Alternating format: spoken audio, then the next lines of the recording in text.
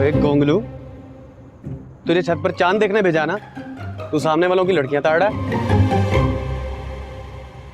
मुझे बता, अभी उसी को देखेंगे ना जिसने सफेद कलर के कपड़े पहने हैं। अरे बेटा, हमारी जिंदगी में तो स्याही ही स्याही भरी है, ये सफेदी कहाँ से लाएं? चांद नजर आया? ये इतना बड़ा 6 फुट का चांद तुम्हें नजर नहीं आ रहा? हाँ? और 12 फुट का जो ग्रहण इस पे लगा हुआ है ना, वो दूर से नजर आ रहा है। ये जो आगे से तुम्हारी जबान दराजी है ना, सख्त चिढ़ है मुझे इस चीज से। जैसे मुझे तो तुम्हारी इस शीरी बयानी से इश्क है ना। या अल्लाह, कब जान छूटेगी मेरी इससे, कब? अल्लाह जाने मेरी कब जान छूटेगी इस मनुष्य से। खैर किंजा, जब चांद नजर कहीं से आ जाए तो बता देना, बीजान को बताना है। वो